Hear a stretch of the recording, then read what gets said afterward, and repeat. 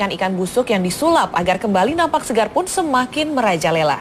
Saking canggihnya, pelaku bahkan mengganti isi perut ikan yang berbau dengan menggunakan jeroan ikan segar agar baunya tersamarkan. Bagaimanakah praktik tipu-tipu ikan busuk ini bisa terjadi? Pemirsa, berikut penelusuran redaksi.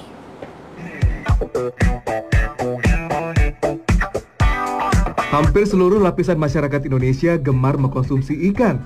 Hal ini menjadikan ikan sebagai salah satu makanan pokok utama pendamping nasi selain telur, daging ayam, atau daging sapi. Ikan juga dapat diolah menjadi makanan lezat yang beraneka ragam. Sebut saja sajian kuliner nikmat ikan kakap, ikan tuna, hingga ikan cakalang. Namun masyarakat tanah air sepertinya harus berhati-hati.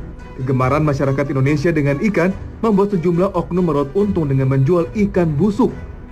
Hal ini bukan tidak mungkin, karena banyak ikan segar berkualitas baik lebih diutamakan untuk dijual ke luar negeri dibandingkan dikonsumsi rakyat Indonesia. Nilai jual yang lebih tinggi membuat praktik ini marak dilakukan. Alhasil, ikan berkualitas nomor 2 lah yang banyak beredar di pasaran. Dari salah satu tempat penjualan ikan di ibu kota, tim penelusuran redaksi menemukan fakta jika ikan yang sudah tidak segar nyatanya masih bisa diperjualbelikan. Salah satunya ikan kakap. Ikan-ikan yang dijual di sini adalah ikan yang sudah lama tak laku dijual atau biasa disebut ikan bentek. Kondisi ikan-ikan ini umumnya sudah sangat tidak segar, dan untuk mensiasati pembeli, ikan-ikan ini sengaja disejajarkan dengan ikan laut lainnya. Alhasil, bau ikan busuk pun menjadi samar tercium oleh pembeli. Ini segar beneran nggak?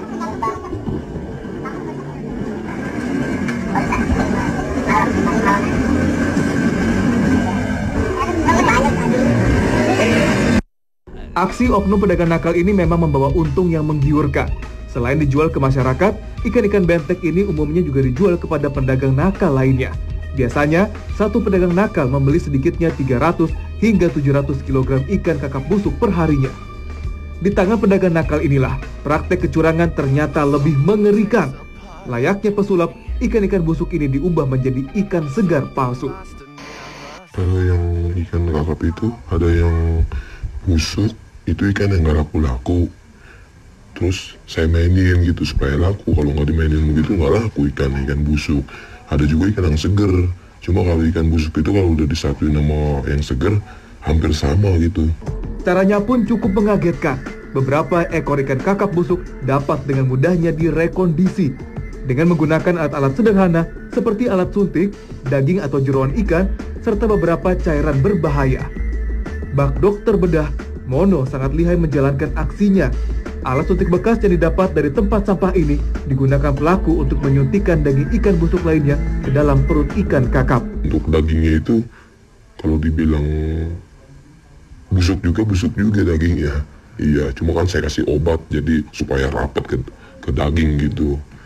Jadi udah, jadi nggak kelihatan kalau pas lagi ada pembelahan ikan itu nggak kelihatan.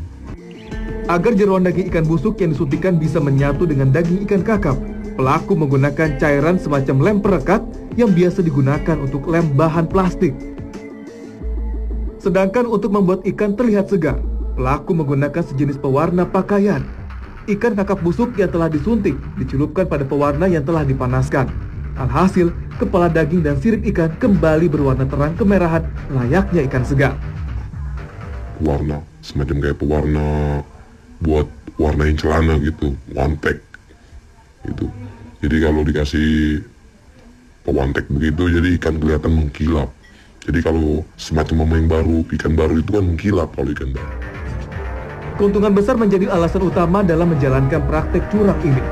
Jika ikan kakap tak layak konsumsi biasanya hanya dijual Rp20.000 per kilogramnya, di tangan mereka harganya bisa melambung 3 bahkan 4 kali lipat, mencapai Rp70 hingga Rp80.000. Kalau misalnya ikan nggak dimainin begitu, harganya paling Rp20.000. Kalau misalnya udah dimainin begitu, bisa nyampe 60 sampai 70. Iya, apalagi kalau lagi kosong, udah tambah mahal ikan. Tidak hanya tertipu dengan mahalnya, penggunaan bahan terlarang di ikan rekondisi ini mampu memicu penyakit kronis seperti kanker. Selain itu, alat suntik bekas juga menjadi fasilitas bagi beragam penyakit untuk mengalir dalam ikan rekondisi. Berbahaya lagi bagi sistem saraf tubuh, kemudian mual pusing, bahkan menjadi diare, lama-kelamaan menjadi diare dan terakumulasi ke dalam tubuh, akan mengganggu metabolisme di dalam tubuh dan akhirnya menjadi zat karsinogenik atau zat pencetus terjadinya kanker. Agar tidak menjadi korban penipuan ikan rekondisi, kita pun harus cermat memilih ikan berkualitas baik. Ikan segar memiliki bola mata cemerlang, pupil hitam, dan mata ikan cembung. Berbeda dengan ikan tak segar yang memiliki mata redup, tenggelam, mata kelabu tertutup lendir. Jika dipegang, tubuh ikan segar masih terdapat lendir alami. Ikan busuk, lendirnya sudah hilang. Ikan segar warna kulitnya berwarna cerah dan segar. Ikan busuk terlihat pucat. Sisik ikan segar melekat kuat dan warnanya terang, sedangkan ikan busuk sisiknya sudah banyak yang lepas. Dan yang terakhir, pastikan ikan segar memiliki perut bertekstur padat. Jangan pilih ikan dengan perut ikan kempis dan berbau tidak sedap. Tim Liputan, Trans 7. Saatnya makan siang, pemirsa, kami akan memberikan menu makanan yang enak-enak.